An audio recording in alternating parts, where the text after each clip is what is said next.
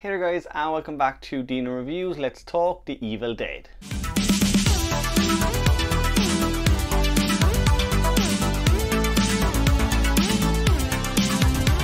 Evil Dead is a 1981 American supernatural horror film written and directed by Sam Raimi, and of course it is starring Bruce Campbell. So The Evil Dead for me is pretty much the movie that started the entire cabin in the woods craze. It follows a group of kids who go away for a weekend and end up summoning the dead.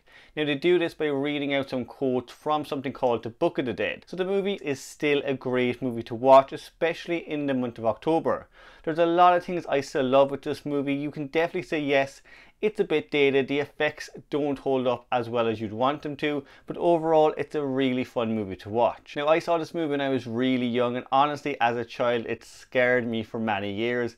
The movie kind of plays very heavily on themes of horror and just kind of shocking you more than anything else. So the movie, it does kind of play into the shock value, be it the kind of ridiculous amount of blood, the practical effects, or just the makeup effects on the actual creatures throughout the whole film. The movie is batshit insane. Let's just get that out of the way immediately. It goes balls to the walls, full metal, and it's just kind of constantly in your face. It's a splatter movie for sure. They use so many different practical effects in the movie, and everything is constantly coming at you. Now what I like about the movie as well is you're constantly kind of wondering who is possessed. So the movie goes through different possessions with different characters, and you kind of don't know who's going to be next. The movie is also very low budget, and you can tell that watching it, especially today. The movie does look quite dated. It doesn't hold up as much as I wanted it to, and the acting at times can be a bit dodgy.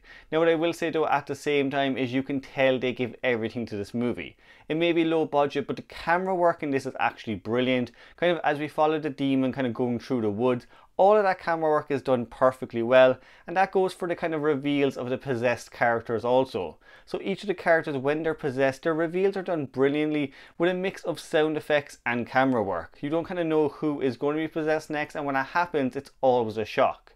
As I said guys, the movie focuses really strongly on shock. This movie is almost 90 minutes full stop gore fest. The demons are pretty chilling throughout the entire movie, especially the girlfriend towards the end of the movie. Just the way she sounds, the stuff she says in that last act of the movie, but also how she looks. Like the makeup effects, although they are dodgy, again when you're watching this, they still hold up for what they were trying to tell. You know, they are bizarre, they're kind of out there, and they do make you feel uneasy. And that goes for Ash as well. He's kind of constantly getting driven mad throughout the movie, and at times you feel where he's at. You kind of feel like you're going mad yourself because of the onslaught of gore on screen. It doesn't really let up, it constantly attacks you, and it never really gives you a chance to breathe. We do spend enough time with the characters as well to get to know them. You know, they're not the most interesting characters for sure, and Ash is definitely different in this movie than he is in the other sequels. So in this movie it does kind of play more as a downright horror film with really creepy practical effects and really good jump scares.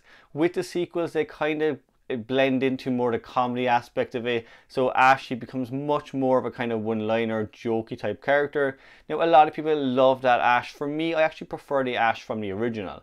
I like when it's just downright horror, when he's trying to survive the night. Going back to the camera work guys, you can tell with this movie as well, they kind of used as much budget as they could.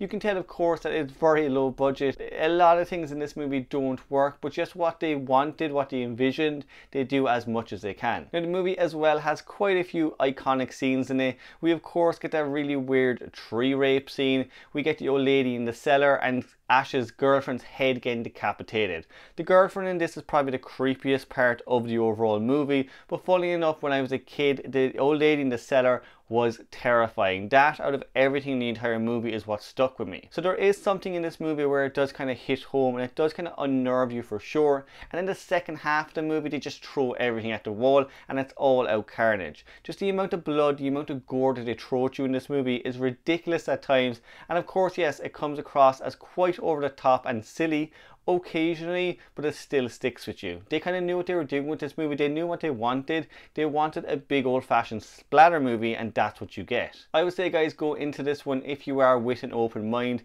If you've never seen the movie, just give it the benefit of the doubt that some things are going to age with it.